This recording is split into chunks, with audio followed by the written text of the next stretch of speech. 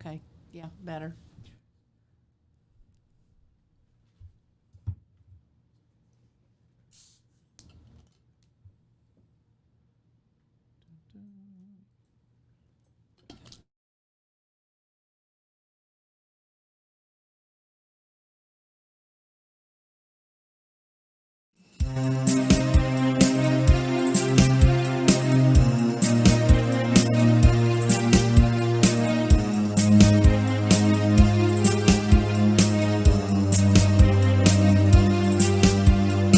From the high plains of the Midwest, I bid you good morning, good afternoon, or good evening, whatever your time zone might be. My nod to the late and great Art Bell. I'm Keith Sharp. And I'm G. Dressel. And we welcome you to Life After Life, a paranormal webcast where we talk about the paranormal, UFOs, or the unexplained. And the biggest question of them all, what happens when we die? Stay tuned.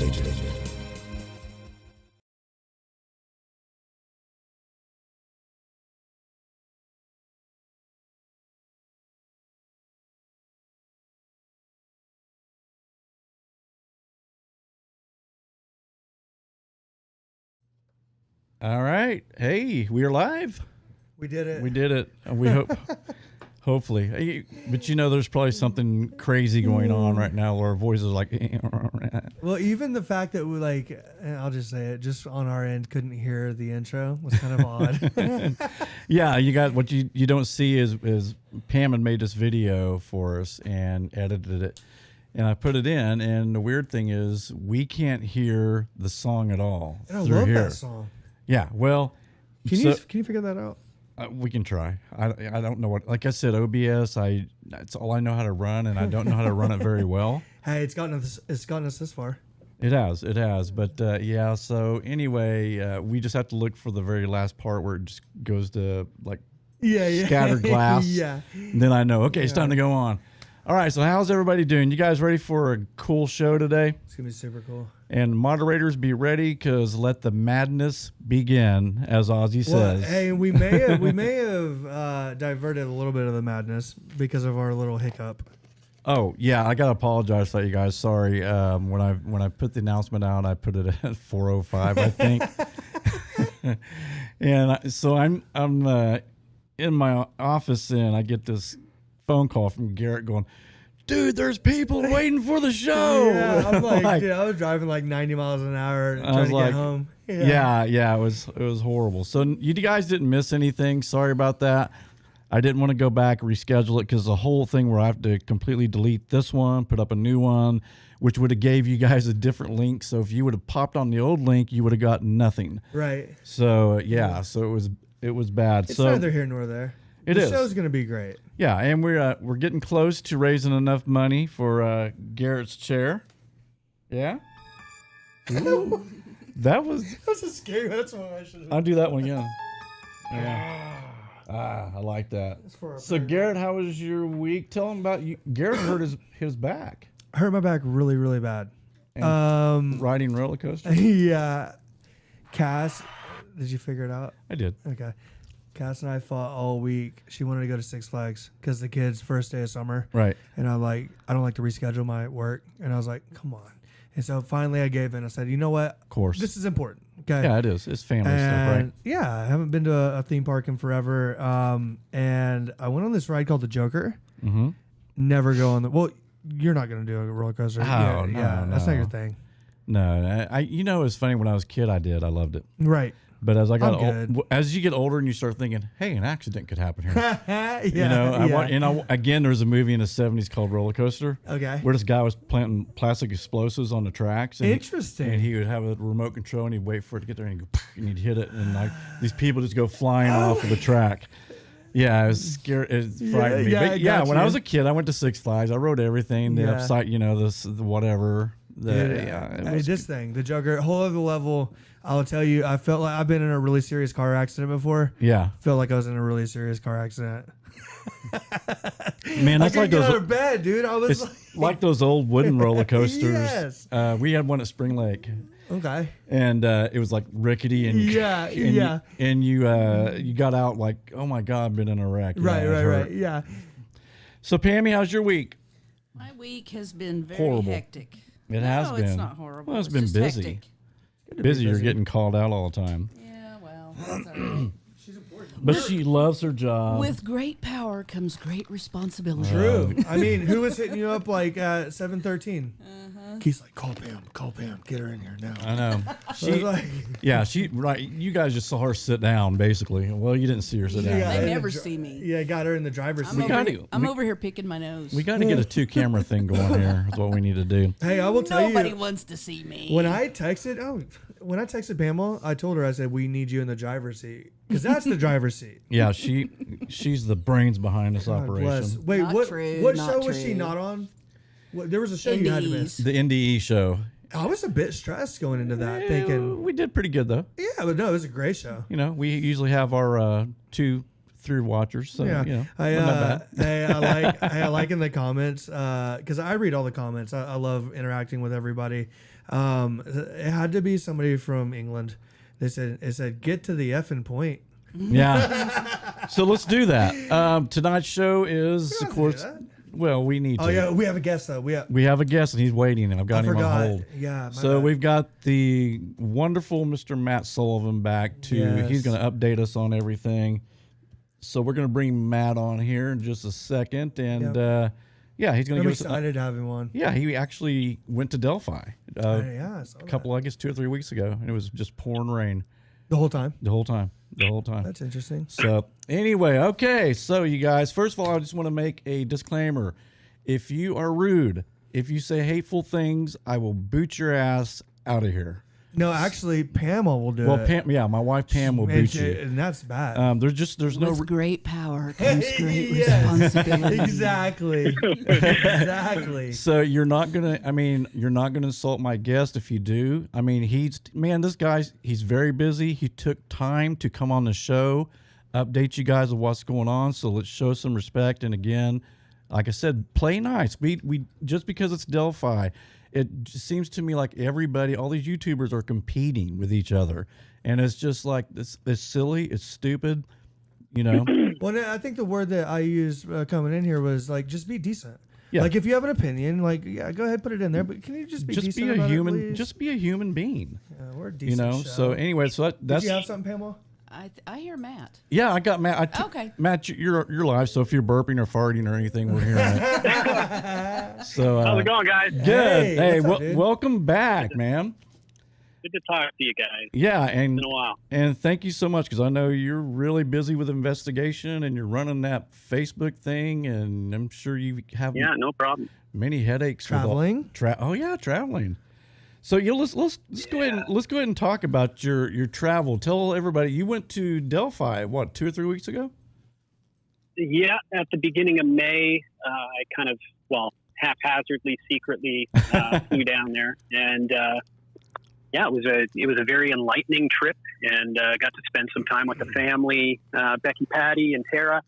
Nice. Went out for dinner and had some beers and just talked as friends. And it was really, really awesome. That's huge. That's man. so. When you're out there, Matt, was things in different perspective for you? I mean, actually seeing everything. Absolutely. Living in Ontario, in a small town, I'm pretty used to that small town feeling. Mm-hmm. But Delphi, in the videos and seeing it, so viral online, it seems like a much bigger place than what it really is. Uh-huh. Obviously, everything kind of looked a lot smaller than it does on video. The images of the bridge kind of show it looking Right. like a big ominous thing, but it's actually pretty narrow and quite frightening.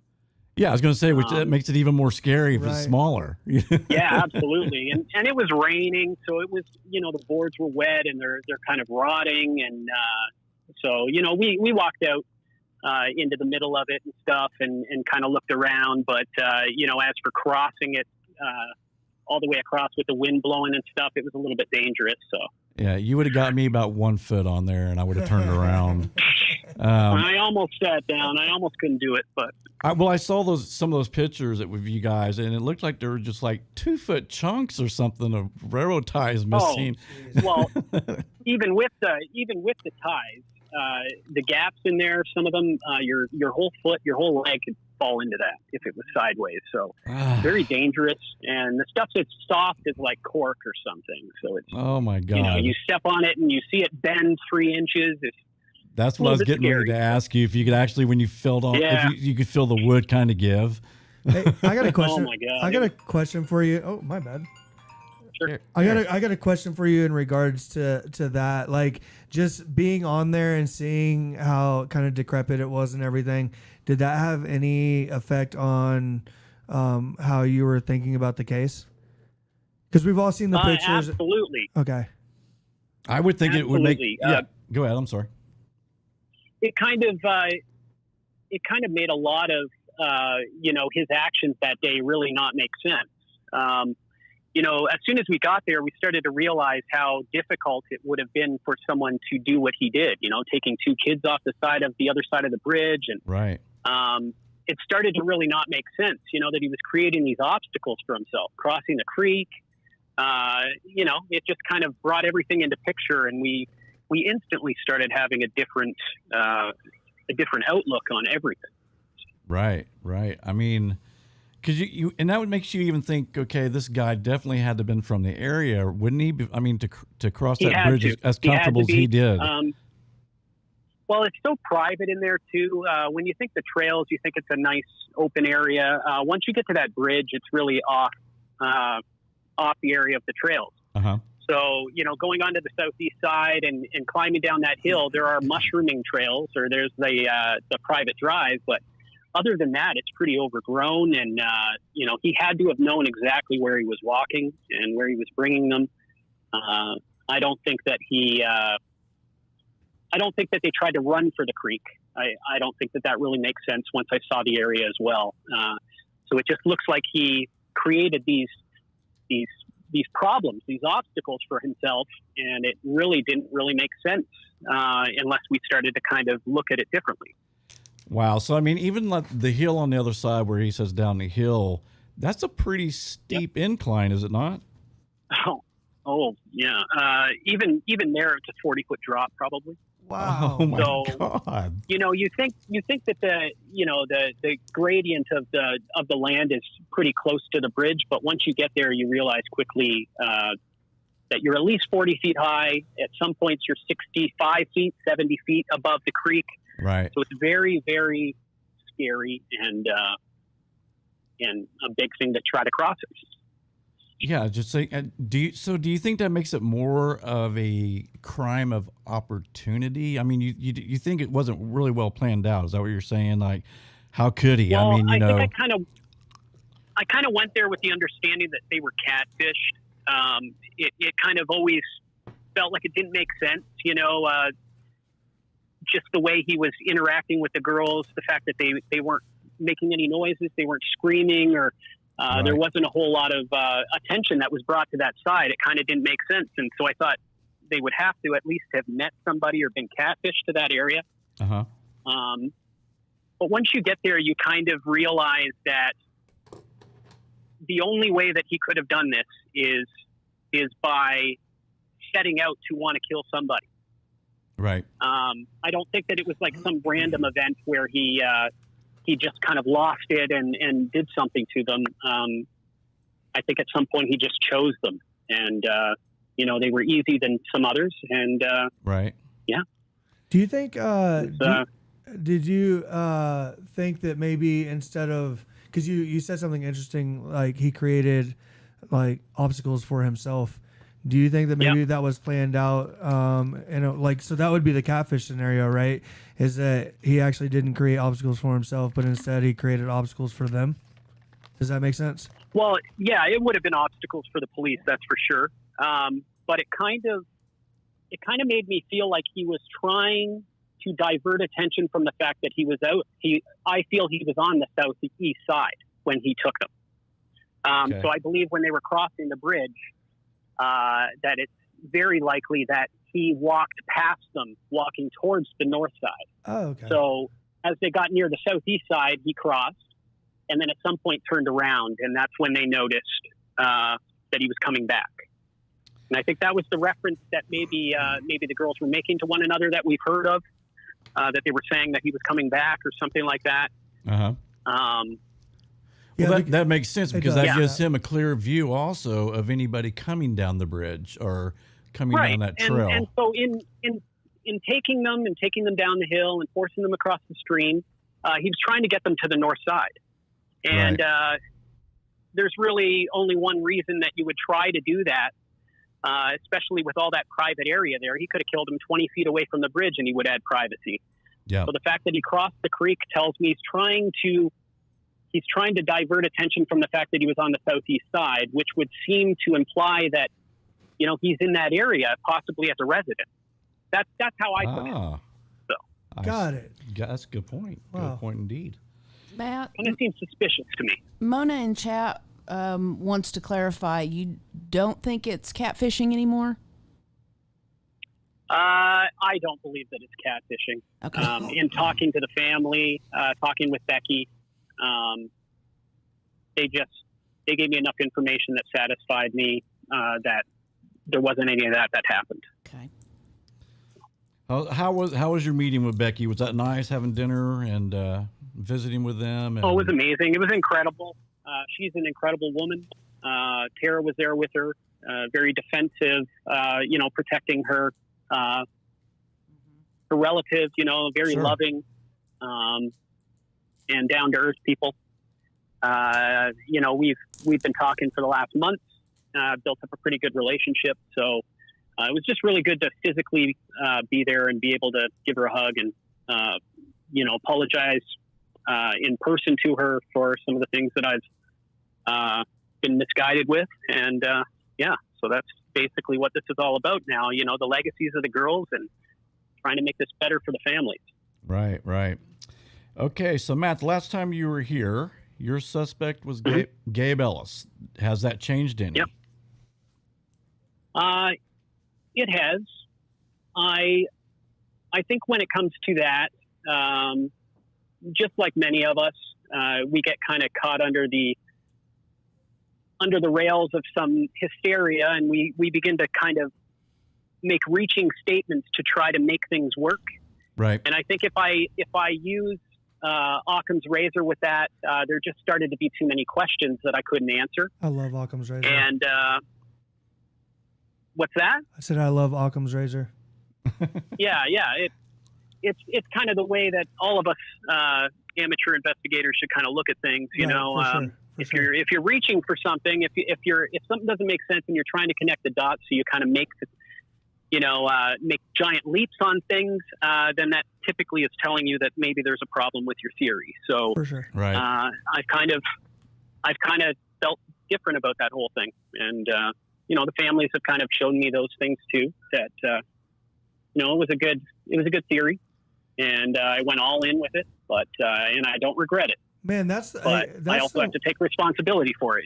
That's like the thing that I always talk with Keith about, that I really like about you, Matt. And honestly, I'm not surprised that you've been able to kind of build a relationship with the families.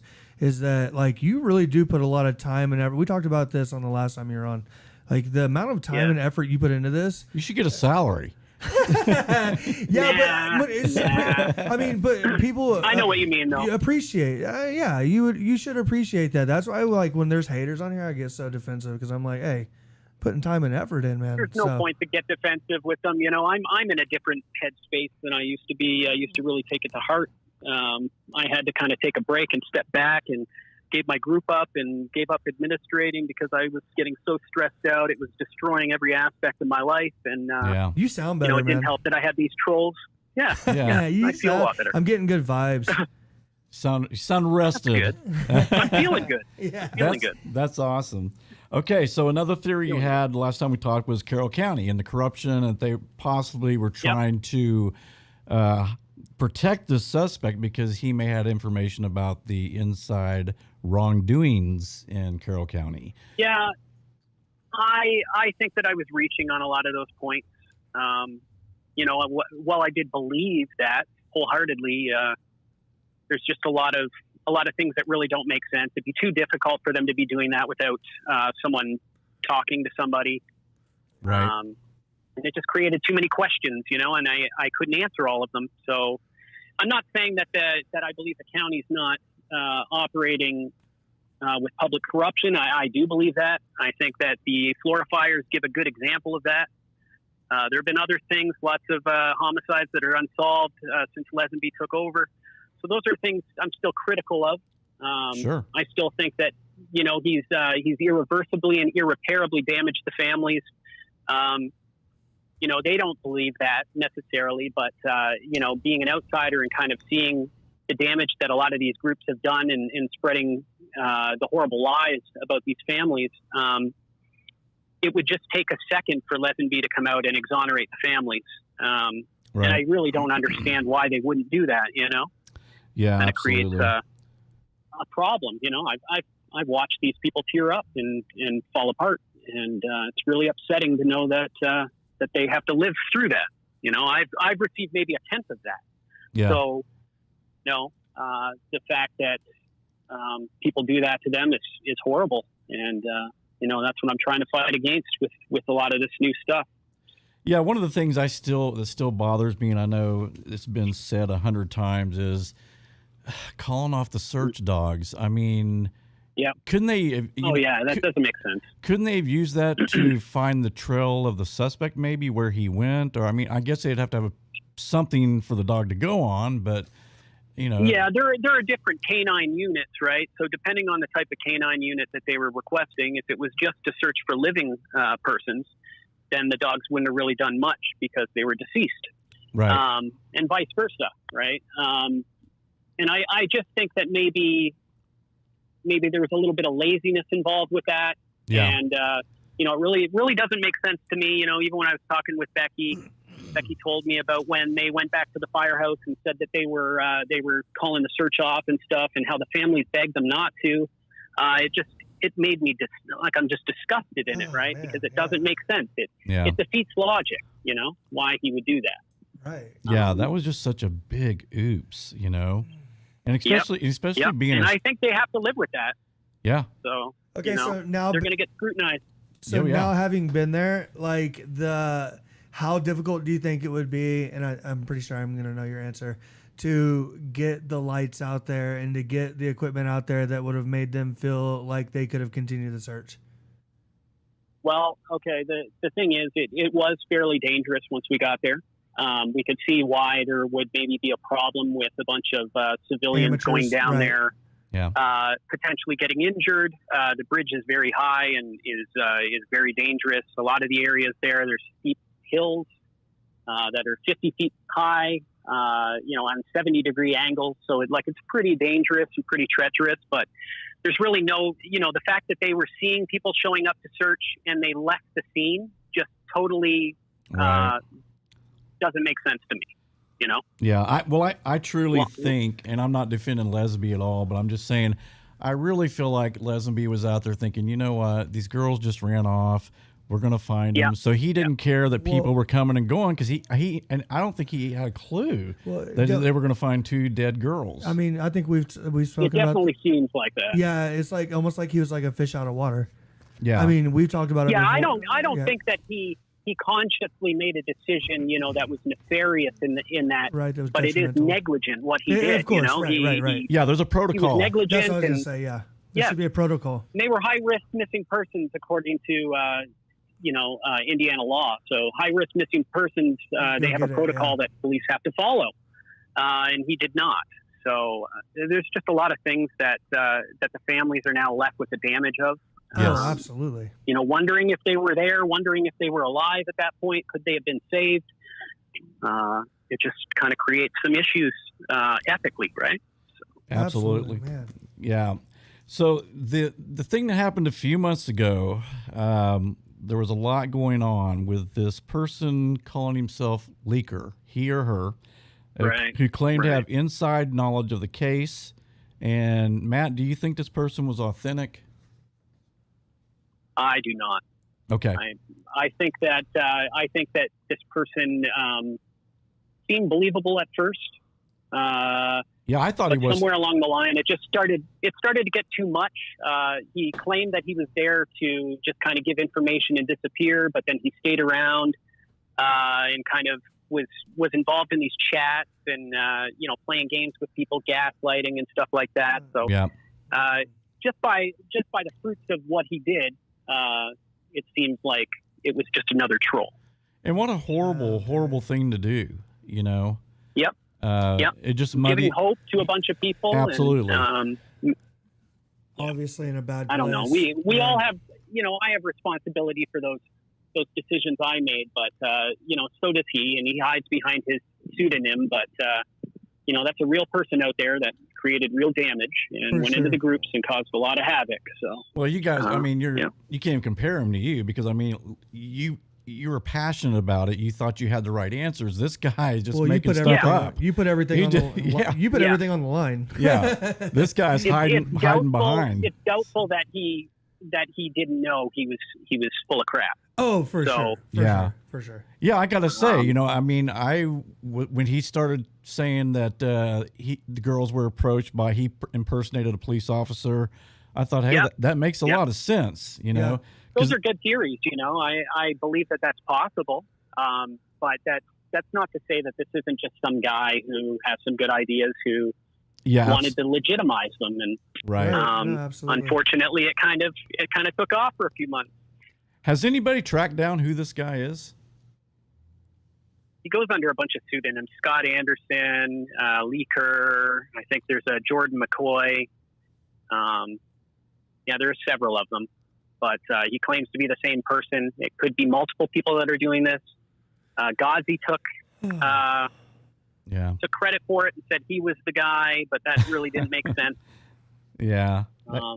What in the world? That guy, yeah. I don't even know who this guy Tons is. of weird trolls, man. Weirdos. It is. Yeah, what?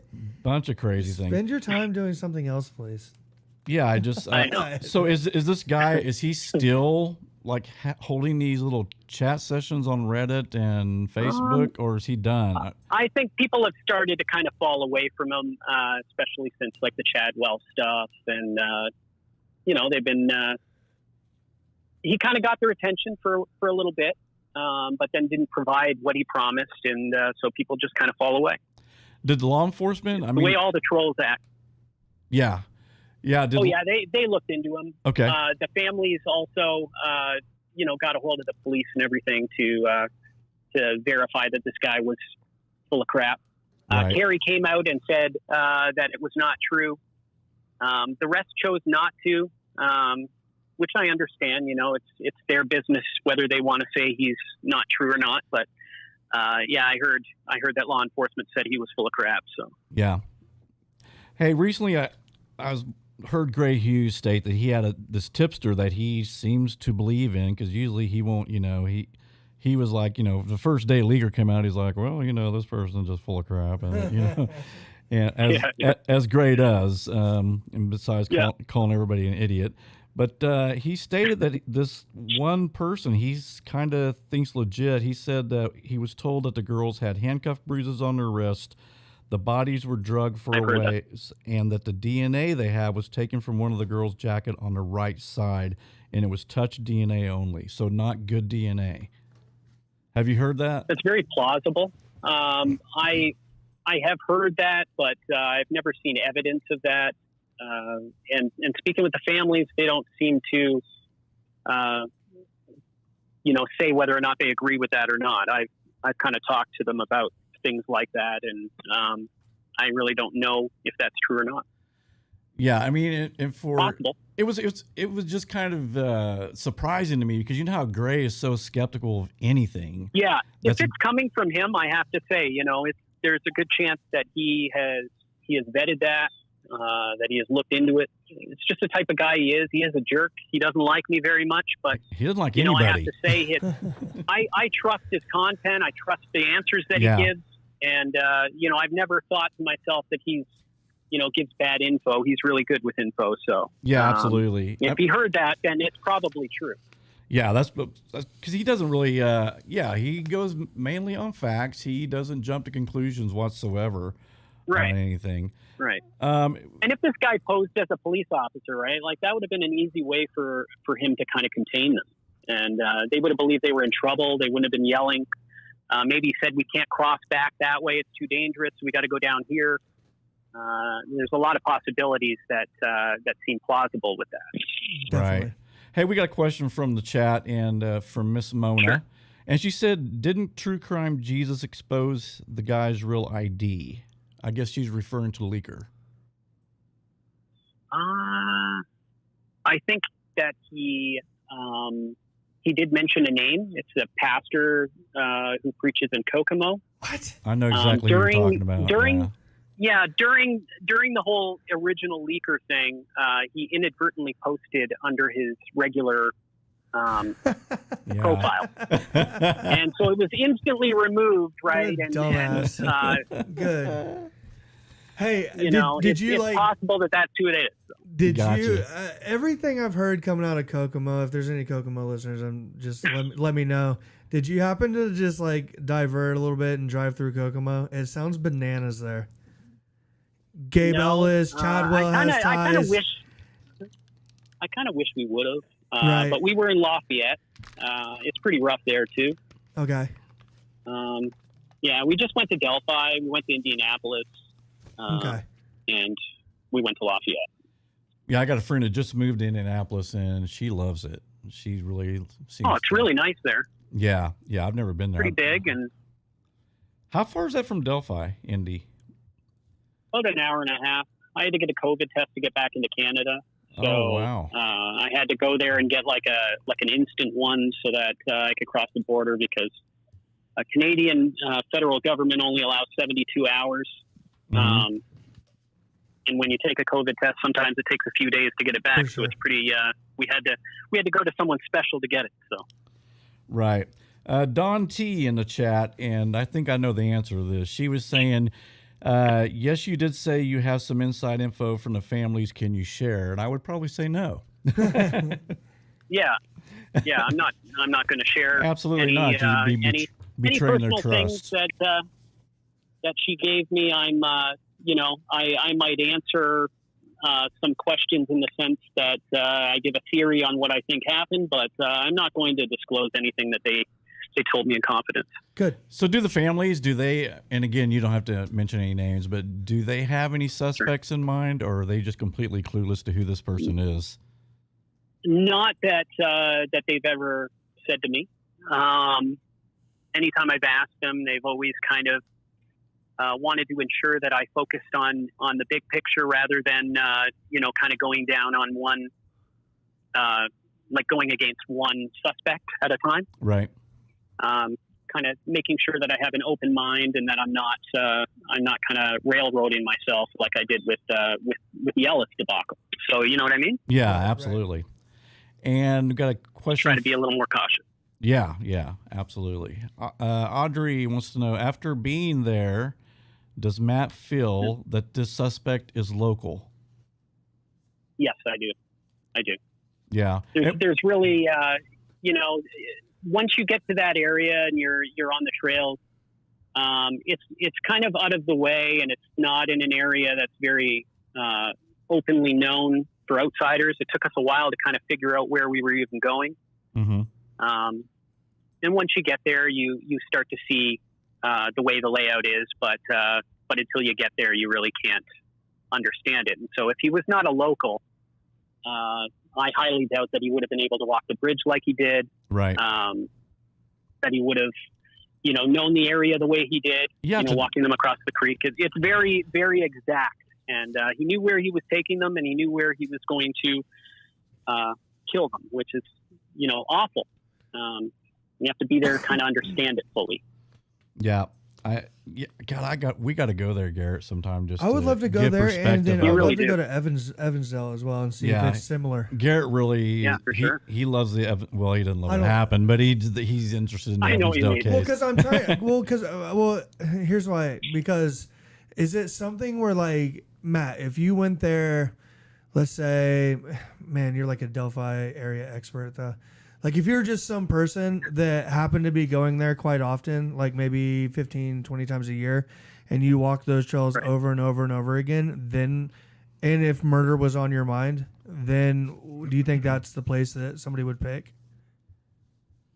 Well, no. That was my point before. Like, too many challenges. Taking them onto Logan's property. Yeah. Literally, you can get to Logan's property from the northwest side. So, it really doesn't make sense that he would have went all the way across or whatever happened there. Take them down the hill on the south side, walk them across the creek to get to the north side. All of that stuff doesn't really make sense unless you were trying to make it so that the police were looking in a different area than where you were trying to hide from. You know what I mean? Right. So the north, like him taking them to the north side doesn't really make sense because we know that he abducted them from the southeast side. Right. Right. So walking them across the creek doesn't make sense unless he's trying to divert away from the south side in the woods there. Yeah, he sure didn't make it easy for himself at all. You Yeah. know, having to cross the creek and not only having that, but having to take control of two girls. Right, and going down that hill, which you said is a steep incline. I mean, not only could the girls fall, but you could fall. You know, the suspect could have fallen. Yeah, absolutely. Just insane. Absolutely. All right, so I got another question here, or this is just a statement. Bobby says he's from Kokomo, and he says it's really bad there as far as the crime. Mona wants to know, does Matt think there's more audio and video that's available? I do think that there is audio, but I don't think that a lot of it was usable. That's the answer that I got from people I trust. So that there isn't a lot of usable information or a lot of usable audio, and that what we're essentially hearing of the bridge guy is the most of the audio of his voice that is usable. Wow. Yep. Which sucks. I know this sounds horrible. Yeah. So, do you think the crime was caught on tape or on the phone? Which is. I wonder. Yeah. Sometimes. That'd be awful hard to listen to. I wonder to. what kind of got him out of there. Maybe it was Garrett calling. Right. Was the recording still going in her pocket? You know, when all of this stuff went down. Like, I think there's a good possibility that was so. Yeah. So it's really sad. So do you believe? You know, they've said they always thought that he parked his car at the old CPS building. You being there, did you go to where the building was and make that walk just to see what that was like, or do you think that's possible? I could see it. I could see it from the Freedom Bridge area. Mm-hmm. I don't really know the relevance of the CPS lot or why police were fixated on it in 2019. Mm-hmm. Maybe it's possible that he did park a car there. Maybe they have the car. There seems to be some disagreement as to whether or not police have the car or it left. Wasn't it? Didn't Leaker say something about? And again, this I don't know if this we don't know if Leaker's true or not, but and maybe I heard it from somewhere else that the reason they were interested in the car is because there was a ping that there was a phone in that area. Yeah.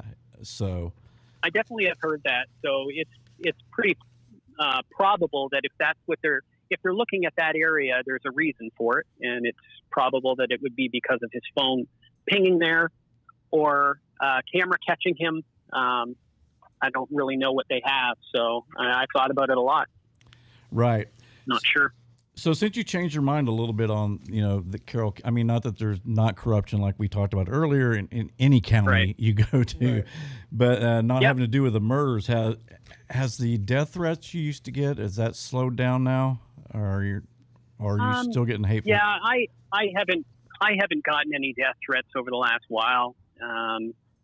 But like I said, I kind of took a little bit of a break and stayed off there. So I just released a couple videos, so we'll see how that goes. But, it seems every time I release a video, you get the same 20 people that like to thumbs down and come out to crash the chat and try to make me look like an idiot. But, I'm just over it. Hey, so, we get that even on the paranormal stuff, man. We'll get thumbs down, Matt, before the show even starts. I know. And they already have their mind made up, right? So Sure. I've tried to extend the olive branch. I've tried to let them know that I'm not going to hold any grudges. I think we need to work together. It's the only way that this is ever going to be figured out. From our end is if we get along and stop this. Our resources together are a lot better than apart. Absolutely. Yes. And I've been saying it I just forever. hope that, people kind of get over this stuff. You know, I made mistakes, and I've made statements that I regret. I've always been upfront with them. You've owned it. And, you know, I apologize to them or for them. And, you know, me and the families are okay. So, you know, it's just time to let go of the things I've done. And I think that should kind of be the standard, right? Like if if you're breaking bread with the family, then everybody should probably chill. Yeah. Like, well, and I didn't do Absolutely. it. That's I ridiculous. didn't do it to flex, obviously. You know, it was important to me. And those people are important to me. And LIbby is important to me. And Abby is important to me. And, it tells you know, to just see that this case is not being solved for political reasons, potentially, it just really upsets me. And I think that something has to change. Right. Another question for you, Matt, from the chat room, Sure. which I think we know the answer to this. It says, Matt, another YouTuber who visited the bridge says the girls were trapped, nowhere to run. What are your thoughts after visiting the site? I don't think that there was nowhere to run, but I think as girls, and seeing the bridge, how narrow it actually is, having someone walk by you would be pretty uncomfortable. And, you know, you'd have to step over to the edge. And so I think if we mean that, you know, it was uncomfortable in that way, then I understand it. But I don't think that he necessarily trapped them. I just think they were in the wrong place at the wrong time. And he was looking for someone to kill. And so, you know, like lightning in a bottle, it just occurred, and he's gotten away with it thus far, which is horrible. But yeah, absolutely. Dana Moppin has a question out in chat. Says, do you think any of the individuals that have been named to be at the bridge that day know who Bridge Guy is and just aren't talking? No, I don't believe that. Yeah. I don't think it's a conspiracy. I think that he got in there and he got out of there. There are a lot of things that don't make sense about the theory that he escaped by walking across the bridge and walking out towards Freedom Bridge. Right. Kind of doesn't make sense. If you see the area, he's got more than enough areas to get out of there without being seen, and they make more sense to me. So I think that there was a lot of hysteria and confusion, and that was what he set out to do. By bringing them to the north side, he knew that police were going to end up seeing that there were a bunch of people on the trail side, and it would have been very confusing to figure out where the crime scene started had LIbby not filmed it. So either way, this is premeditated. Yes.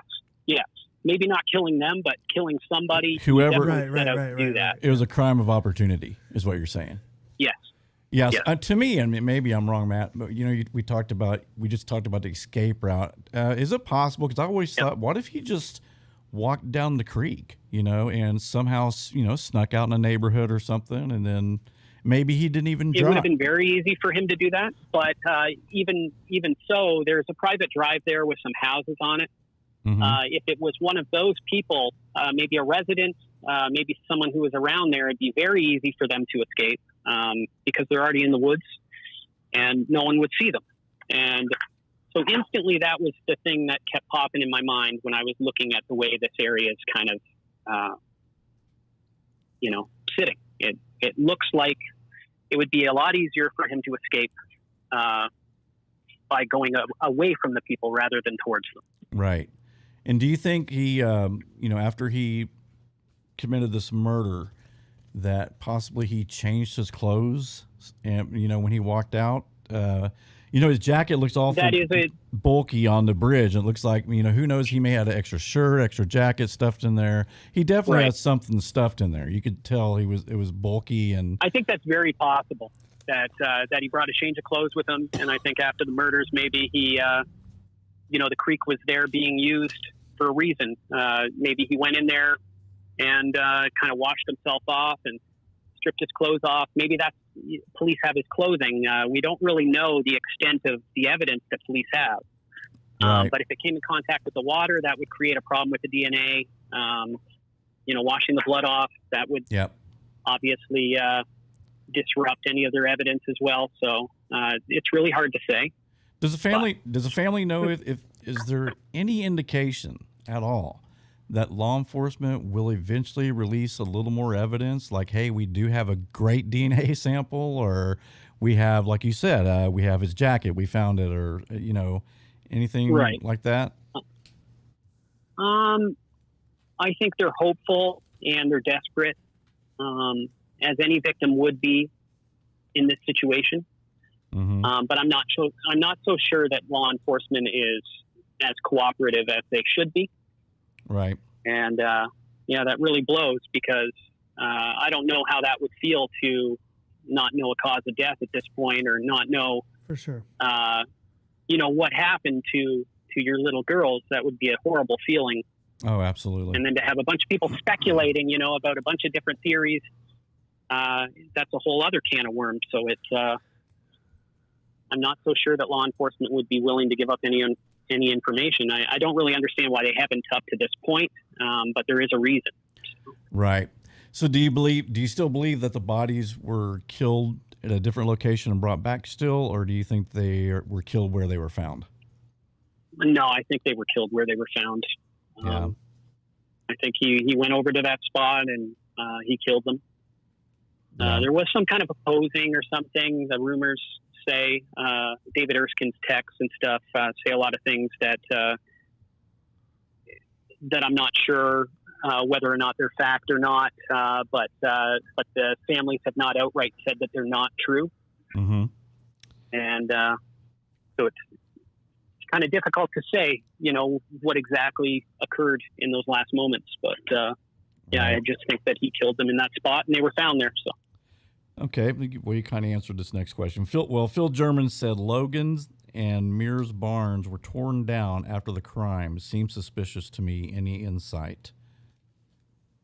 Yeah, it does look suspicious. I don't really understand why it happened. A lot of times there's a good reason, and just the groups have speculated and made it bigger than what it was. I don't really understand the logic of tearing down Mears' barn or Logan's shed right after the murders. You know what I mean? It just seems kind of weird to me, but yeah, especially maybe we one. could sit here all day and speculate. Right, maybe one coming down and then one maybe a couple of years later, but both of them, pretty close together. That is odd. Well, but and there are rumors, that something happened in them, and it's just hard to say. There's just so much crap out there that it's hard to know what's true and what's not.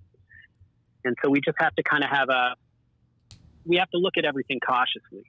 Yeah. Really think about things before we say them. And yeah, this case is just so down the rabbit hole, man. I mean, it's so easy to get caught up in, because we have no information. So I still have all we have is our imagination to speculate. Okay, well, maybe it's this, because we have no evidence of anything, Yep.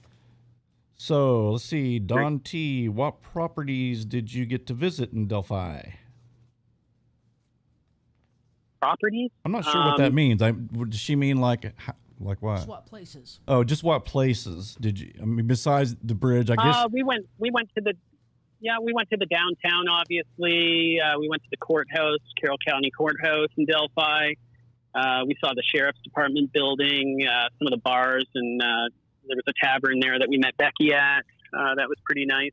Still a lot of posters up, Matt? And then, yeah. Okay, good. It's quite sad because you kind of go in there, and just like any small town, it has some economic difficulties and some places have closed down. And just to see these empty storefronts with these posters all looking for this guy who is probably a local that walks through the town, looking at his handiwork. Yeah, pretty upsetting to think of it like that. That he's gotten away with it up until now. Do you think that somebody knows who Bridge Guy is? Besides Bridge Guy? I do think that there's a good possibility that a family member of this individual kind of has, suspects that maybe something happened that day. Things don't add up. Right. But just can't think, oh my God, my husband would not do that. Right. So they don't turn him in, or something like that. Or my brother would never do anything like that. And you start, right. Yeah. You don't want to believe it. So you kind of just get really defensive and upset about it. And explain it away. that never yeah, you kind of tell yourself that that you're not thinking right, or it wouldn't be that.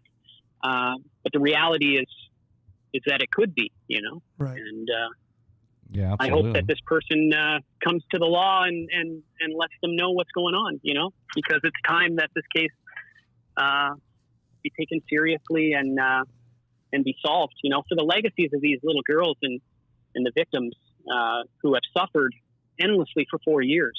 It needs to be solved. Yeah, for the families, I mean, I can't imagine if anything happened to my girls, and the worst part of it, not knowing what happened, who did this, Yep. And depending on the police to, hey, solve this case, for crying out Right. loud. Hey, I know you got a lot of questions. Right. Do you mind if I ask one? No, absolutely. Okay. You're part of the show, Garrett. Oh so no, you- I'm just I love, man, when Matt's on, I like to just take it all in. It's awesome.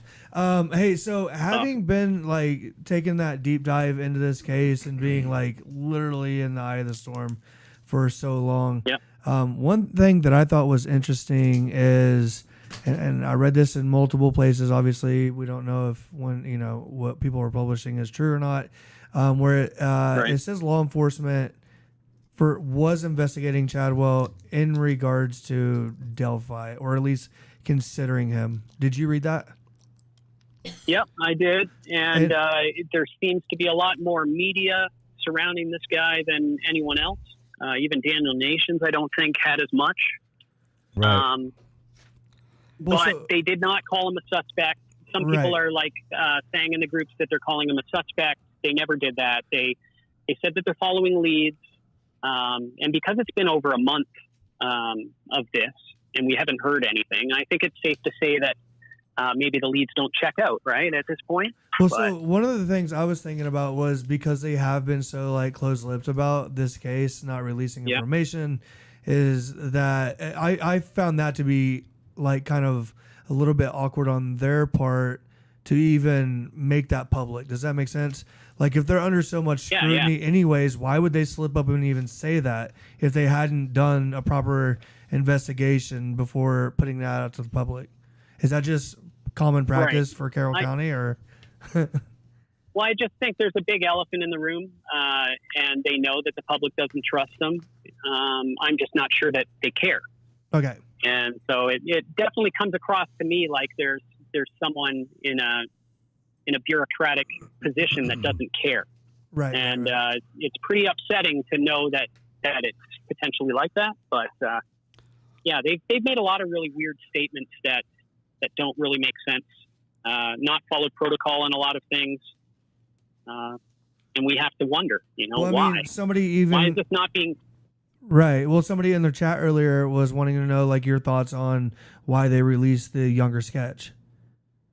Like, even that, I remember talking to me and Keith, when that happened, we were like, what in the hell? Yeah. So what are your thoughts? Yeah. Not really sure. Yeah, to this day, I think they haven't really been specific about it. I think it's odd that they're not just coming right out and saying why it's that way. Yeah. But I think what we are seeing when we see that is one sketch is the suspect in disguise, and the other sketch is potentially the suspect as he escaped. Okay.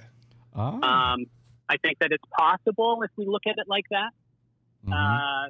One reason why I don't believe Scott Anderson or Lee Kerr is just his excuse as to why they released the second sketch. It doesn't make sense that it was a Snapchat profile picture, and it really doesn't make sense, this whole story there. Right. And let's talk about Mr. I just think that there's enough similarity between the two sketches that I could see that being just him when he was escaping. Maybe he was seen by somebody as he escaped. Got it. Which makes him look a lot younger than Yeah, it could be a red herring as well. Like it could be just a false witness statement. We don't really know what's going on, but it's definitely created some problems. The families were not happy with that sketch, and it's understandable. And there were some rumors that they were saying they identified the man in the first sketch. I'm not sure whether or not that's true too, or what that means, but I think they need to clarify. Well, and that's why I brought up the point. A lot. Yeah, that's why I brought up the point even about them tying Chadwell, like just even saying the Delphi case and Chadwell in the same sentence in a publication just was completely odd. Yeah, well, It was. Let's talk about Chadwell a little bit. I mean, Sure. He fits the forensic profile to a T. He definitely does. And 18 of he 18 to 40 has trespassing charges, Yep. which he does. Voyeur, a loner, antisocial, possibly interacts with children, would maybe work at a park, prior violence charge, visual person, likes to take pictures, narcissistic personality, post on social media with bragging, impulsive behavior, likes violent porno. Sorry, I had to say that's what it says here. Outdoor person, likes camping, hiking, hunting, low self-esteem, covered by false confidence. And then a visual bragger, like, look how big this fish is I caught, and brags about his skills. And I've watched some videos of Chadwell, and it's like, man, he's 100% on this thing. Even the kids part. Well, he's an arrogant mess. He is. The way he talks is just ridiculous. But I the one thing that concerns me is just how seemingly unintellectual he is. Yeah. When the police went to the door and asked him about the girl that was missing, and he made the statement that she was here, but now she's not. Yeah, stupid thing to say. It just kind of stands out to me as just a ridiculous rookie move. And the fact that he kidnapped his neighbor, too, is just very strange, because, of course, they're going to go to the neighbors and ask them what's going on. Exactly. He could have been. He was known to there's take just a lot drugs. that doesn't make sense. He was known to take drugs and Yeah. drink, too, though, so he could have been just completely inebriated. That is possible. Yeah. Yeah. I have to say his voice sounds very similar to the Bridge guys, if you listen to them. And he does resemble that sort of look. Yeah. But I'm just not 100% convinced. And the families definitely didn't seem too impressed with him. Okay. And that kind of solidified how I felt about him once I kind of sat down with them. I really couldn't. So, I didn't couldn't. ask them specifically, but Yeah, I couldn't really get over the stupidity hurdle either. Yeah. yeah. Because not, and I don't want to He's give Bridge stupid. Guy any credit whatsoever, but that Right. it was all well planned out. Yeah. I mean, like I said, I think, like you Absolutely. said, I agree. He picked people from. But it was pretty secluded. So it's not like people are around there to be able to see that unless they were coming down near the creek. Right. Wow.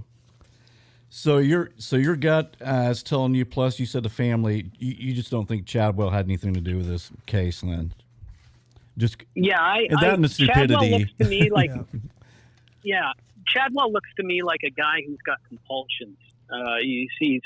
He's got an urge He's to impulsive, right? do sexual crimes with kids, and this is something that he's had a problem with. He's got voyeurism charges, and another thing that sticks out and is the fact that he is a felon.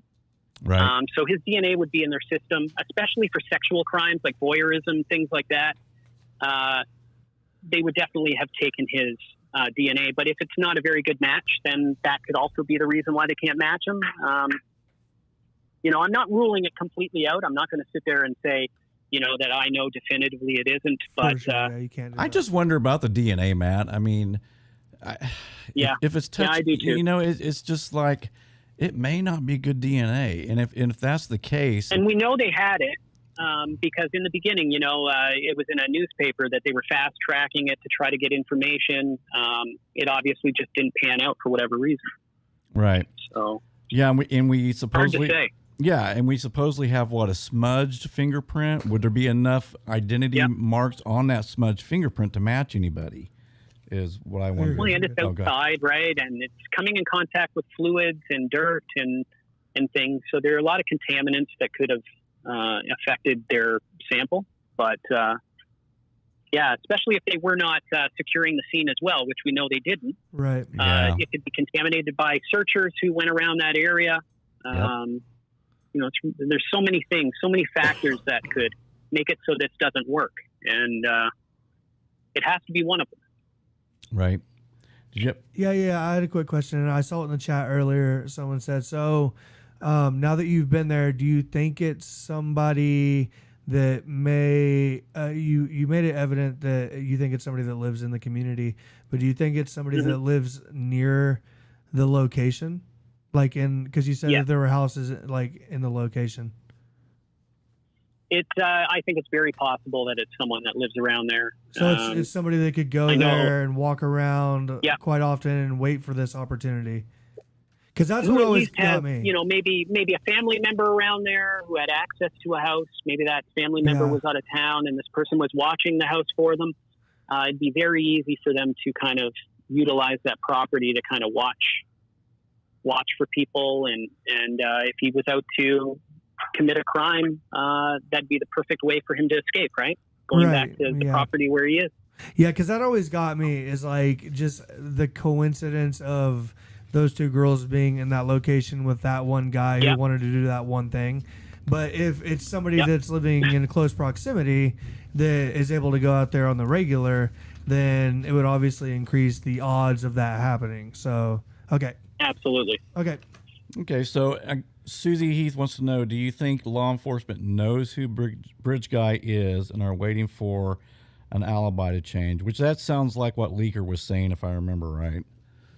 Yeah, and in that case, I would agree with whoever the leaker is. I think that there's a good chance that law enforcement has a good idea who this person of interest is. I just don't think that there's enough evidence to do anything about. Yeah, and it's been this way since the beginning, you know. But something in 2019 changed where they became aware of something that they had to do that press conference to kind of call him out of hiding, you know. And maybe that backfired. Maybe it didn't work out the way they wanted. But yeah, that's the sad thing about this case. I know I'll probably get slammed for saying this, but it's like I go back again. If we don't have good DNA, if we don't have good prints, this may remain unsolved.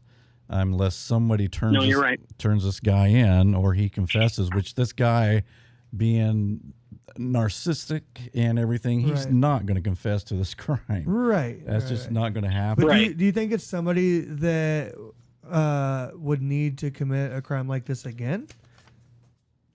Or do you think he's so scared now that he's like, I'm not... There's one of two things. Either he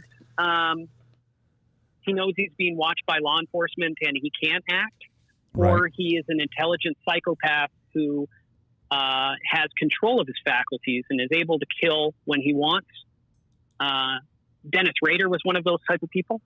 Yeah, he could just decide one day, you know, I'm going to not kill for 5 years, and then all of a sudden just pick up one day. It wasn't like he was living through urges. He just wanted to do something, and he did it. And I think that this killer kind of feels like that to me, especially seeing the area, seeing the type of thought that would have had to go into getting them to Logan's property, the crossing the creek. This is a sadistic person who enjoys watching people be in pain. Right. Yeah. Sure.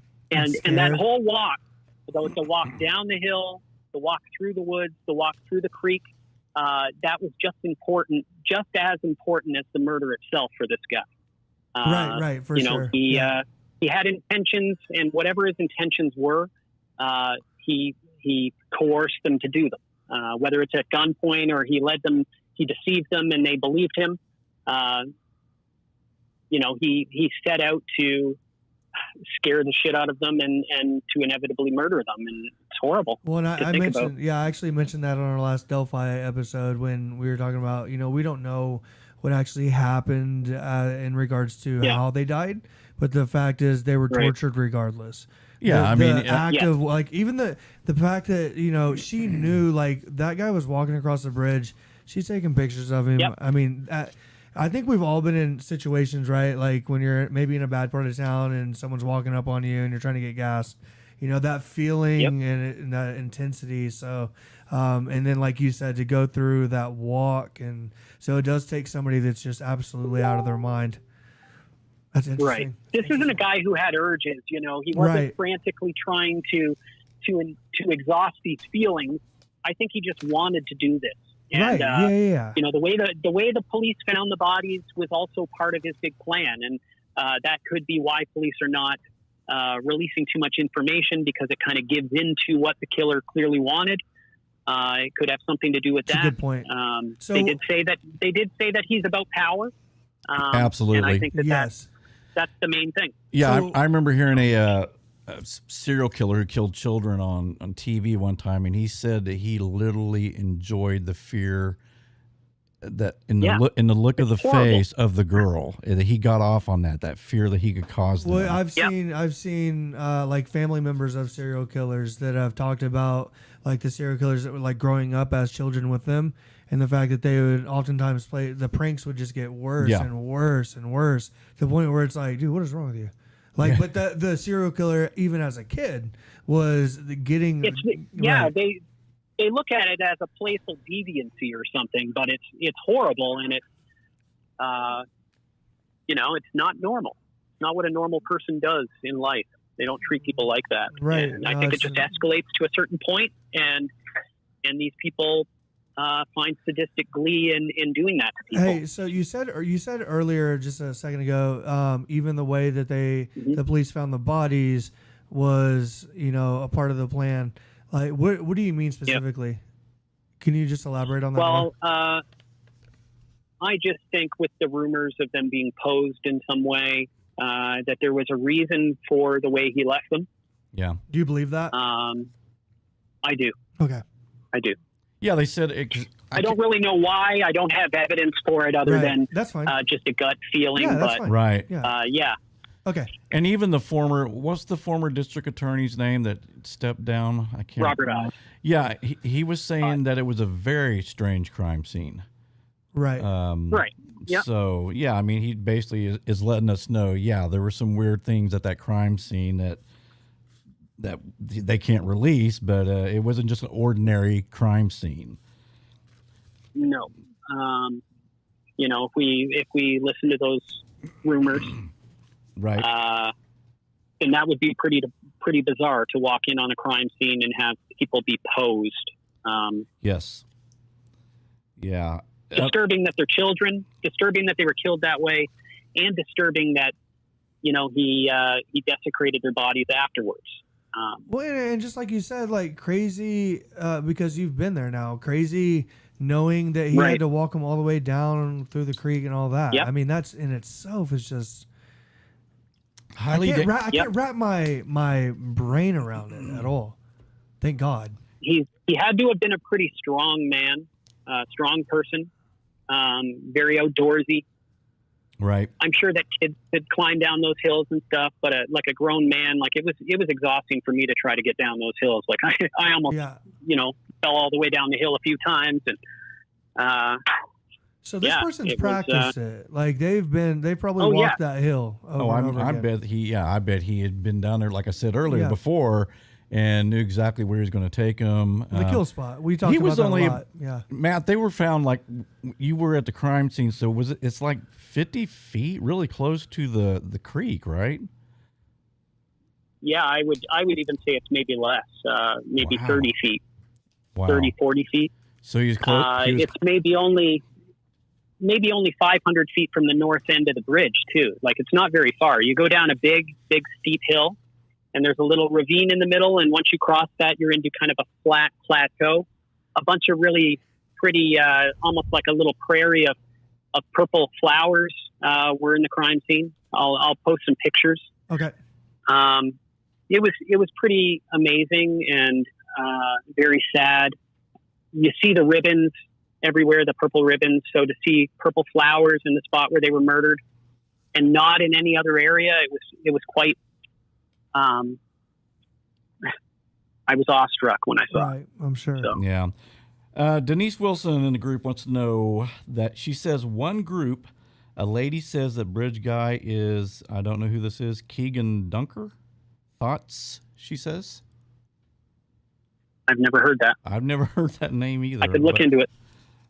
Nope. That's a really good question. Well, ask it because I can't read it. I know. So, hey, Susie Heath wants to know: weren't the people?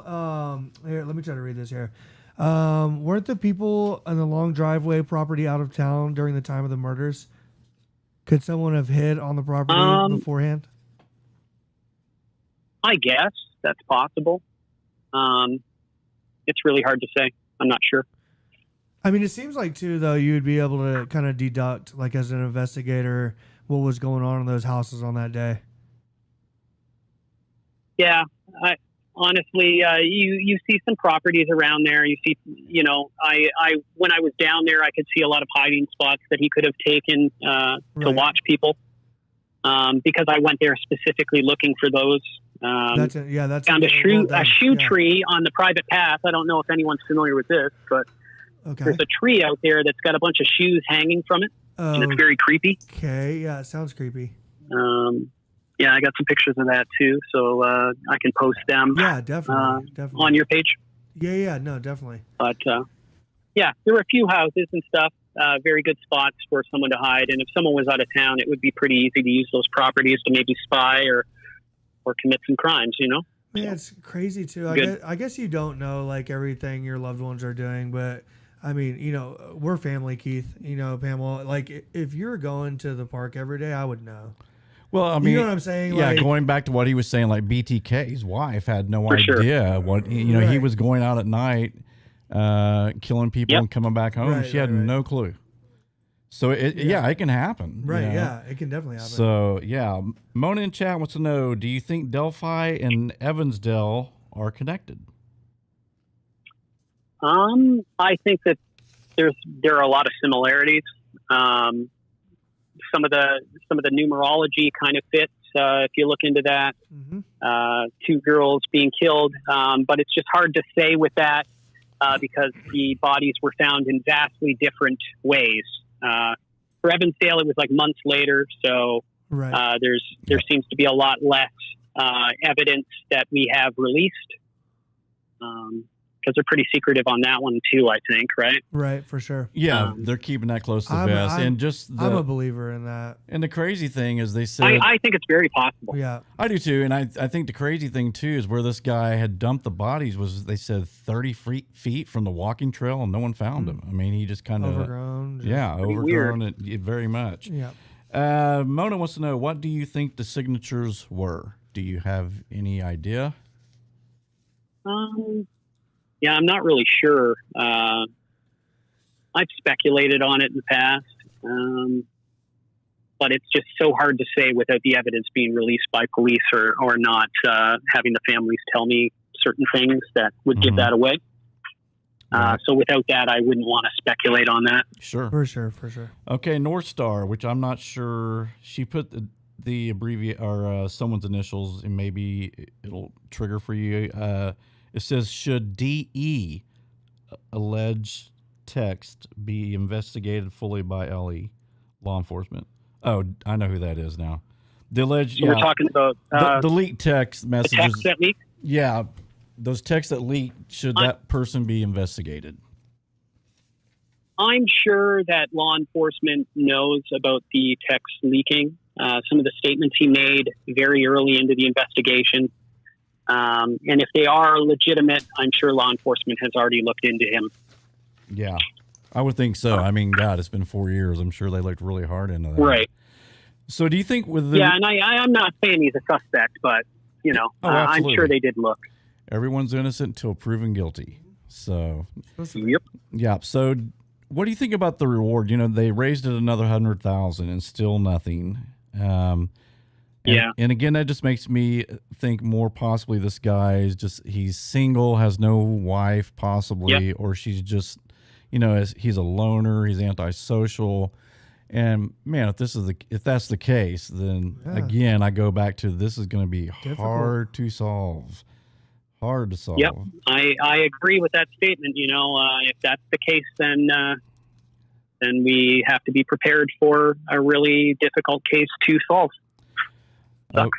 Yeah. Okay. So everybody wants to know, Matt, when you was out at Delphi on the Freedom Bridge and you got the surprise visit from Anthony Greeno, I've got 100 people asking me, was that staged? Okay. So here's the thing. It's not staged at all. We did not tell people when we were going to go there, what specific day or what time.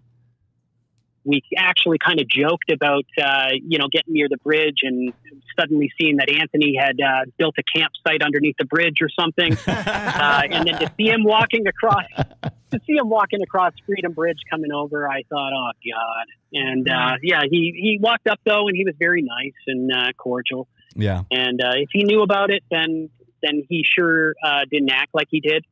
Right.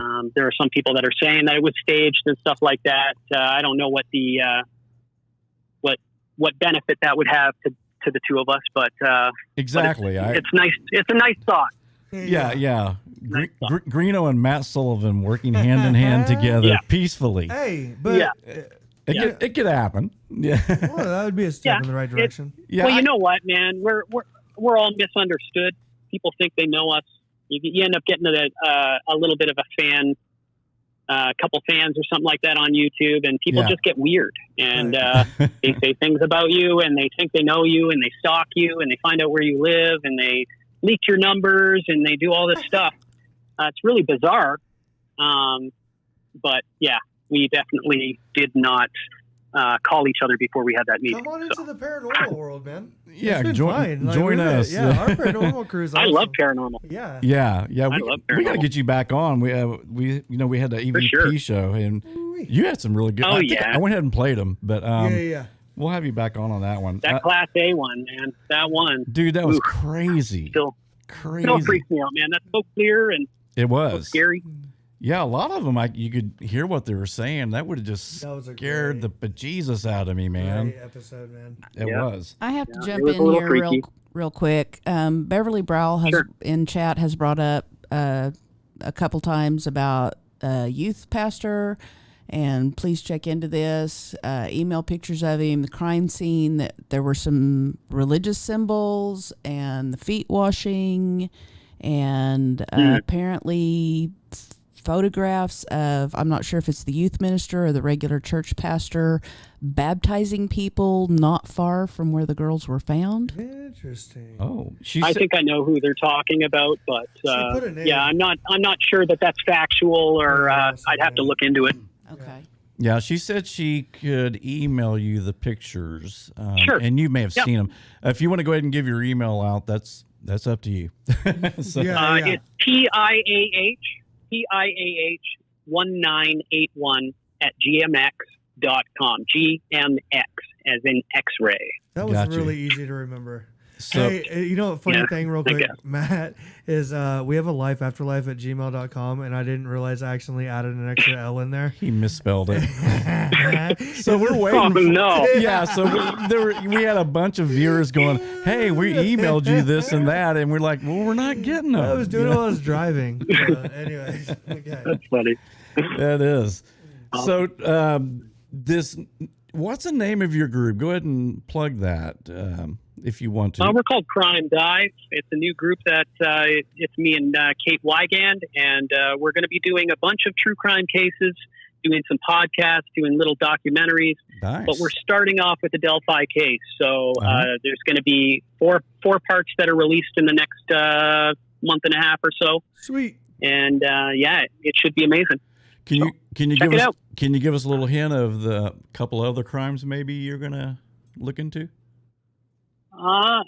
We're definitely going to do probably some solved ones, some unsolved ones. I really like the Sharon Tate murders, the Manson murders. I'd like to do something on that. I can help you with that. I know everything about that case. Keith can talk about that for 24 hours straight. Yeah. It's not good that people died, but I have a lot of interest in true crime, and I don't know. I just I like making documentaries and small videos, so it should be fun. We'll see how it does. That's interesting. So let me ask you this real quick on the Manson thing, because there's a whole lot of talk, especially now, that Charlie didn't get a fair trial. That the whole Helter Skelter thing was made up by Vincent Boyossi just to prosecute him, and there actually was no plan of this racial war. Do you got any thoughts about that, or have you looked into that? I think that there's actually a lot of evidence for exactly what he says. I think that guy wrote his book, and that in the end ended up being more important to him than speaking the facts. There have been a lot of things that he said over the years that didn't make sense. And, I'm not saying Manson's a good guy by any means. Right. He was involved in a lot of murders, and I'm sure that he was even a part of sending them up there to deal with Melcher or something, and they ended up killing the other residents there. Yeah. There's a very good possibility of that, but I'm not convinced of the race war thing that story that he was kind of trying to put out there. So yeah, I'm not either. I think when he felt Terry Melcher ripped him off, promised him a record he was contract, upset, and his ego was hurt. Yes. Yeah, and then the Beach Boys, they took his song and they rewrote the words and did all this other stuff with it, and he said he'd never. They're all taking drugs, and he's a dangerous guy. He did not have a moral guard on the things he did. So, coming out of prison and it was just easy for him to deal with the situation violently. And so it makes sense. I believe that they really did kill those people. Yep. But I'm just not convinced of the reason that they went up there that day. I think it's more to do with Melcher. That makes more sense. And I do too. Yeah. I do too. I think that's why it happened. And there's also the rumor about trying to get Bobby Bosley out of prison by doing a copycat kind of murder, because that was one of Manson's really close friends. And although Manson says, "Hey man, I didn't really know the guy," but there's Susan Atkins in them. He's a compulsive liar. Oh, absolutely. Yeah, it's funny to me that people even believe, because he contradicts himself, or he did contradict himself constantly. Yeah. So. Yep. He to the fact where I even heard an interview with him where he said, "Well, I might have been involved with that a little bit indirectly," and which tells me, you sent Tex and the girls up to go kill these people. You just admitted it. Yeah, he's just crazy. He's a crazy ass. He was very crazy. Okay, Matt, we got somebody else. They want you to repeat the name of your crime group again because they missed it, if you don't mind. Crime Dive. Crime Dive, like diving in a pool. So, yipper. All right. Well, Matt, is there anything you want to add? What do you have a theory now or is it just like anything goes right now? It's kind of a work in progress at this point. Really, I'm just trying to kind of absorb the last few weeks and for sure trying to kind of straighten it out in my mind before I come out with some real definitive plans on what I think happened. Sure. And now, is that going to be in those next 4 videos you're talking about? Yeah. Yay. Yeah.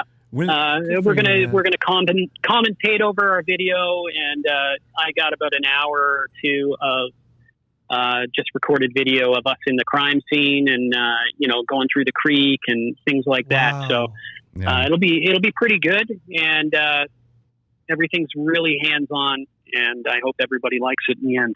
Yeah, was it your video? I thought I saw where it was you and Kate, and she had said something that maybe Bridge Guy could have been walking parallel on the other trail, kind of stalking him that way. And that would have made a lot of sense, because that would have kind of covered him a little bit, so the girls didn't actually see him following him. If he came from the northwest side, then he was probably following them that way. If he ended up coming from the southeast side and walking past and turning back, which I think makes a little more sense now that we've kind of had the ability to really think about things, then that's not the case. But gotcha. Well, Matt, we want to thank you so much for taking time. I know you're busy, no problem. Busy guy, and we really, really appreciate you taking the time and talking to me. Nah, I love you guys. And, we love you. I want to take care of you. So. Yeah, and it's good to talk. One more quick question from chat from Stacy Bees. What kind of information could law enforcement release that would be helpful for the investigation right now? I think they need to exonerate those who have been exonerated. It would stop a lot of the speculation going on in the groups. And it would also kind of help to take some of the attention away from these families who have already suffered 10 times over with the amount of drama that these groups have created for them, as well as having their kids be brutally murdered in a town. Right. I can't imagine the type of grief that you would feel for that. And I just hope that law enforcement finally exonerates them, because they need to. That's a great point. Yeah, That's a really absolutely. good point. That is very good. Matt, I don't know if you get to go back and review or watch this later, but there's been a couple of names that have come up in the chat of cases that viewers have asked for you to look into. Amy. Cool. Yeah, they can send me messages on Facebook. I'm always open. Okay, so. great. Thank you. Very cool. Yeah, no problem. Well, Matt, we want to thank you again, buddy. I appreciate it. Seriously, thank you, Thanks, Matt. I can't wait to see these next 4 videos. Yeah, they're gonna be awesome. Yes. We'll talk soon, and maybe we'll bring one of you guys or a couple of you guys on to one of our shows or something. Absolutely. We can do some things. Absolutely. Keep Sounds in touch, great. Matt. All right, Matt, you have a great night, and thank you again for your time. Sure thing. Okay, bye-bye. Yep. See you guys. Bye. Bye. He sounds good. That was the great Matt Sullivan. He sounds good. He does. I'm not saying he sounded bad when we first talked to him, but he just sounds like he's in a better place with the case. Yeah, well, I think he's figured out some things, and his mind's a little clearer probably with, he got out of the muck. Yeah, and he had, I'm sure he, just for his mental health, when you are doing something 24 hours a day over 2 little girls murdered, and you're trying so hard to figure it out, I mean, you've got to step back for a while, take a little break. Hey, I will say, re-energize those batteries. When we had him on that first time, we had a great discussion, and all of a sudden he took off all his videos the next day. Yeah. And everybody's commenting like, "Where does his videos go?" But he was taking a step back. Reevaluating things. I think he was reevaluating things, and he wanted, not have so much speculation. Man, I think this is a lot about a person. Yeah, he's true blue, man. He's a good guy, and he's trying to help. You've got all you can do with a case like this when you have absolutely no evidence is you got to speculate. You do. You got to go down a trail, and and even with the whole Becky thing, he fixed that. Yes, they're friends now. That's what I'm saying. That should be the golden standard. Yeah. Right. Yeah, so absolutely. like all the haters should be like, okay, well. Well, me and Matt and I have talked many times, off the air, because I still stay in contact with him, and he's always up front of, oh man, I made a mistake. That I was wrong about that. I shouldn't have done that. And that's tough to do, especially in today's culture. That's my phone. Yeah, it's very tough to do. And I think this is a lot about a person when they're able to do it, though. Yeah. Like I'm not able to admit when I'm wrong. So. But it's always interesting having him on. I love having Matt on. Well, I think what he said at the end, I'm glad you asked that question, Pamela, because I saw it pop up. What he said was important. It's something that you and I talked about on the last Delphi episode. Is that if they could just say like, "Hey, Thomas Bruce isn't the guy," then like Cats could go and maybe investigate somebody else. Right. Like, so that's important because all these people are spending all this time and effort. And I like you and I, on Thomas Bruce, you and I talked to a district attorney, and we asked him and an FBI agent, right? If you had a man sitting in prison for another crime and you could prove that he was involved in another crime out of state, right, would you wait until the trial's over, or would you go ahead and announce to the public, right, we've got the guy? And both the FBI agent and the district attorney said, no doubt, without even thinking, we would announce it right away. Yeah. Number one, he said it would make the public feel safe. We got this creep off the streets. You guys don't have to worry. He's sitting in prison.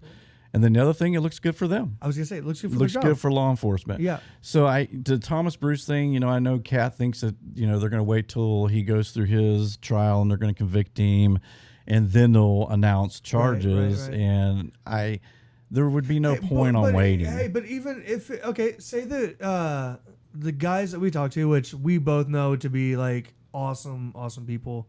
That district attorney is a big wig that we talked to. Right, but let's say that they're wrong. In the FBI agent, let's say that they're wrong. Let's say that we're wrong, okay, and Katz is right. I mean, that would be fantastic, right? Yeah. But if they were to say that Thomas Bruce absolutely isn't the guy, then that would allow for somebody that's spending a lot of time and effort to redirect their attention and their efforts in a direction that may help the case.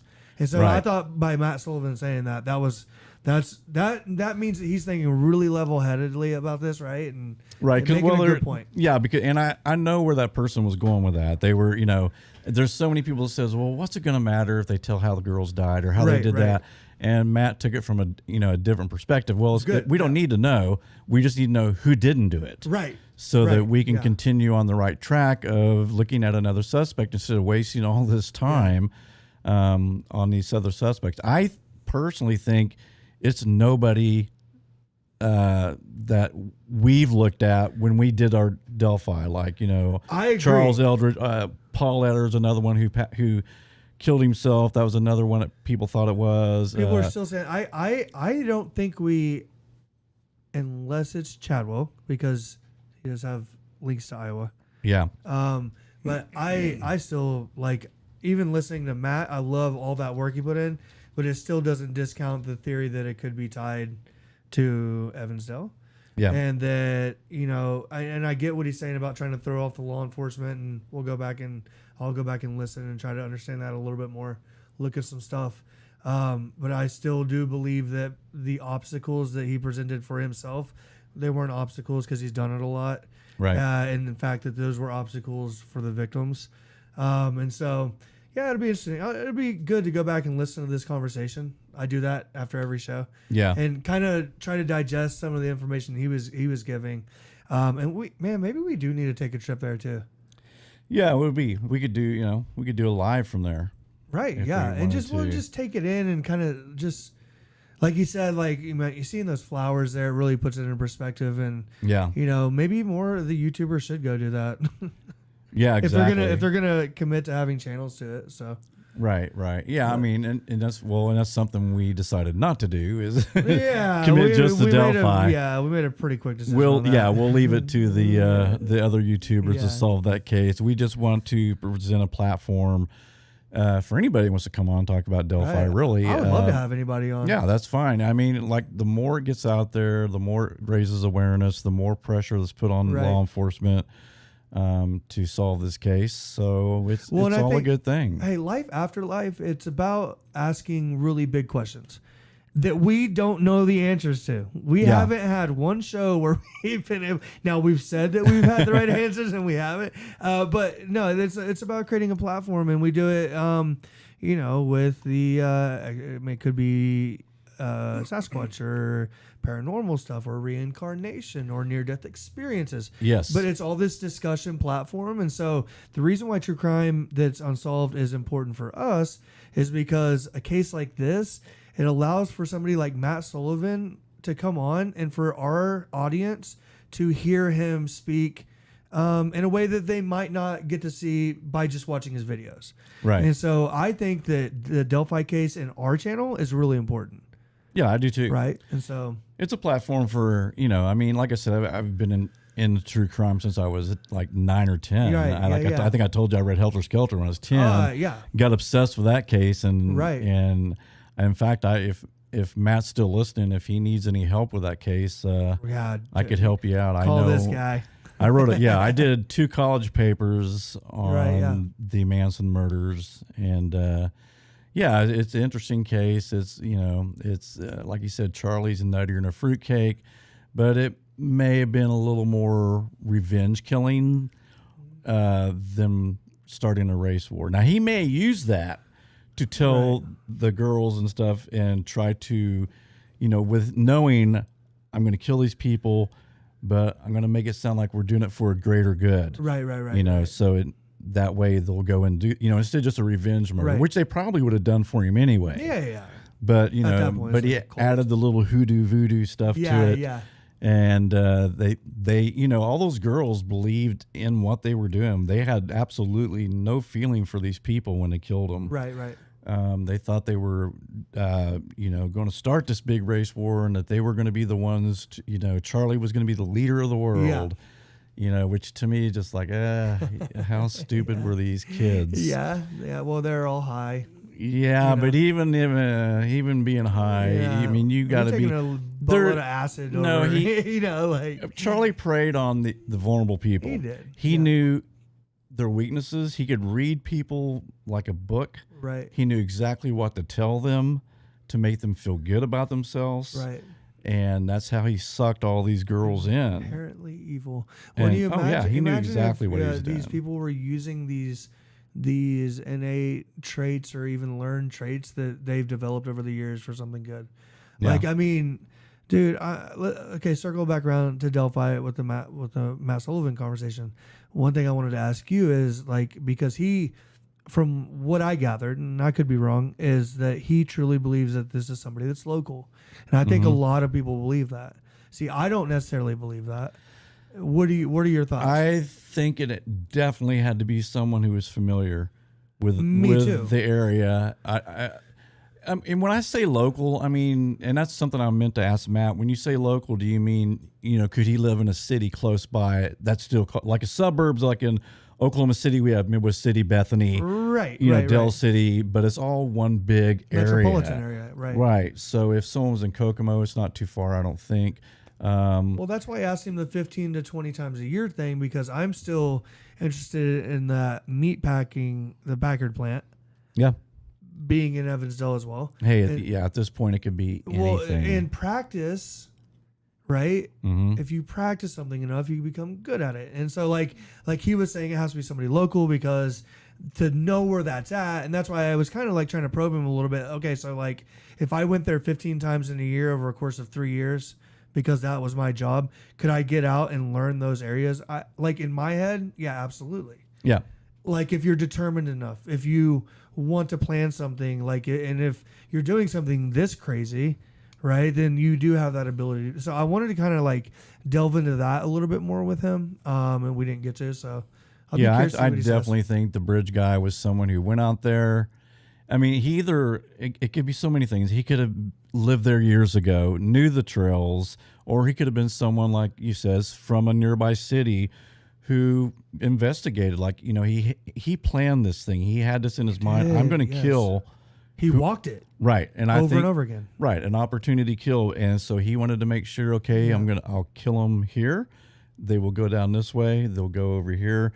And he said, but it was a lot of obstacles. Yeah. But I don't know if there would be easy obstacles in that area. It sounds like it's rocky, it's dangerous, it's hills, it's falling, but it's out of the way. I mean, it's it is, and I'm still leaning towards the fact that there are catfish, and I'm gonna tell you why. I've been recording this show called Web of Lies on ID Discovery Channel. Yep. Have you seen Web of Lies? I don't know if I've seen that one, but I watch ID all the time. Yeah, well, there's the one I watched was actually, it was a bit unfortunate. It was about a veteran that came back from Afghanistan, and he had 2 kids, and he was doing online dating.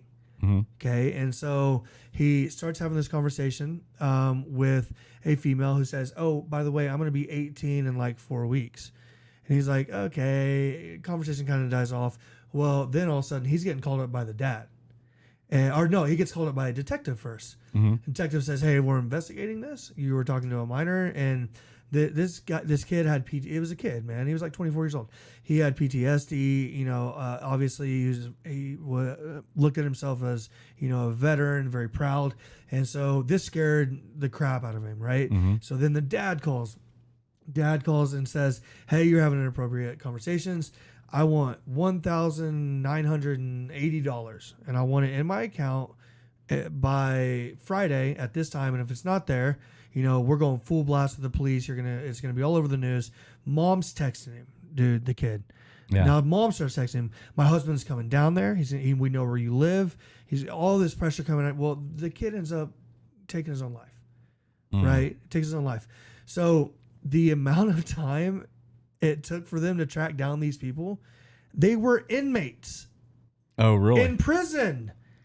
They were using their time. They had a burner. Holy cow. They had a burner phone, dude. Right. And it took like all this time and effort and resources, outside people coming in to connect these dots. So for me, watching that episode like yesterday in regards to this, because I watched it for a reason. I was like, well, let's see. And So I don't think it's impossible that they didn't get catfished, man. So Yeah. I still think that that's a possibility and that this is somebody that isn't local. So I wanted to make sure I said that before we got off the air.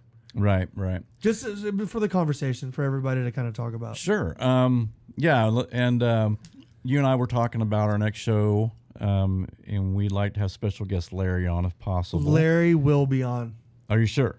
100%. Okay. So we want to talk about artificial intelligence, which is Keith actually is artificial intelligence, guys. He's not real. It's We programmed him. Programming. Yeah. He's still trying to learn how to do the intro. Yeah. God. Did we do the intro okay? I think we good. did. I think we nailed it. Was it good, Pam? Huh? Yes. Yes. I'm sorry. I'm still. No, you're fine. That thing's going. I'm trying to hang on to that. Yeah. The artificial intelligence is fascinating. It's fascinating. And we're both really into it. So. There's where people are talking to these things. Wait, stop. Look how many views we have. 666. Hey, that works perfect with our paranormal 666 playbacks. Yeah. But no, what I was saying is like people talking to artificial intelligent. What do you call them? Robots, androids? What do you? I mean, I don't know what you call I'm these scared things. to even say anything into this microphone about. But when they, yeah, and then they, when they ask them about them, and they reply back about, I want my own identity.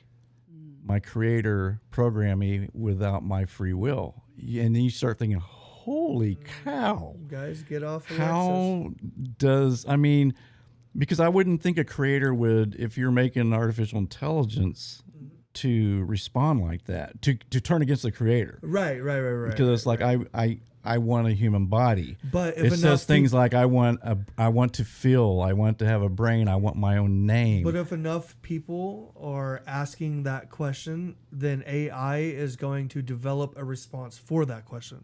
Right. That's where it starts to get tricky, and that's the rabbit hole we're going to go down next week, because that to me is terrifying and so intriguing at the same time. Yeah. That humans have developed that. Yeah, and we know. The bottom line is they don't have a conscience, they don't have a soul. But are they being weaponized? Are they being used against us? The scary part of it is if that got in the wrong hands of somebody very evil, that could be dangerous. That has power. Yeah, because what would you say earlier about power? With great power comes great responsibility. Yes. And if you don't have the responsibility and you have your own agenda and you want to do something, then that could become a really big issue. Yeah, it is. It's frightening, but and just freaky at the same time. Hey, but what's exciting is in the research for this, I get to listen to a lot of Elon Musk, and it is fascinating. So yeah, this will be your baby. Yeah, I love it. It's gonna be really great. So. All right, we want to thank everybody again. I apologize for the 4:00 announcement. I'll pay attention next time. I'll try to. Forget about it. Yeah, this show will never be exactly how we want it, right? He has ADHD. He won't pay attention. That's how we want it. No, when I found out, here's what happened. And when I found out Matt was going to be on the show, I was really excited. Yeah. And I ran into the studio, and I'm like typing it up real fast and hit enter. Didn't look at the time. Right. Because it's just, to me, it's usually automatic. I just hit 7:15, blah, blah, blah. There we go. Yeah, and then Garrett calls me about 4 or 5. About 5 o'clock going, dude, the show's supposed to be on. Yeah. But oh well, that's the way it goes. Well, guys, thank you again. We're getting close on the donations to hey Bonnie, good to see you. Nice to see you. Hey Bonnie, haven't seen you for a while. Yay. Should I click on that where it says show? I can't even read that. No.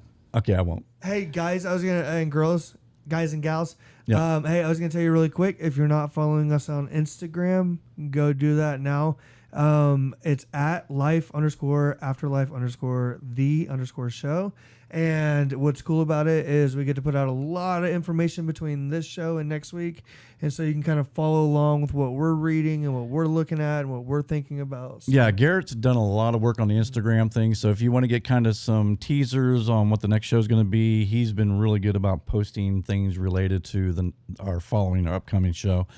I did just post a really cool story about an orangutan that was spearfishing But that was kind of random. Well, we talked about that. We did, because they're like in the Stone Age, Planet of the Apes. Right. They saw a human spearfishing, and then they made their own spear and started doing the same thing. You know the crazy thing is they found out how hard it was. So then they found where the humans were keeping the fish when inside like the wooden crates. Oh. And so they started going to the wooden crates and stabbing through the crates and pulling them out. So it takes it even a step further, dude. They're just sitting there evaluating and learning and building things. It's so fascinating. Yeah. That's hilarious. That's awesome. Yeah, it's but fascinating. Yeah, it is fascinating. And again, like, I saw that on Joe Rogan's where I saw that. Mm-hmm. And he was saying, they're in like the caveman times. Stone Age, yeah. Eventually these apes may evolve to more human-like characteristics and things. They're intelligent. It seems inevitable. Yeah, they're super intelligent creatures. I mean, they, when I go to the zoo, my favorite thing is the monkey and gorillas. Right. Because when you're there, they entertain you. Right. They'll do little flips, and they'll go and knock someone over or something, or one of the other apes over. Yeah, you get a reaction. They just play and they're showing off. So they're cool. I love the zoo. I love the gorillas. That's my fun part. That's the only place I like to go. We love Tuesdays. Yes, we do love Tuesdays. Someone said that they wanted us to move to Mondays. Mondays and Tuesdays. No. We'll do one or the other. But yeah, that's something you guys can leave a comment about. I can do either or. Can you do either or? Okay.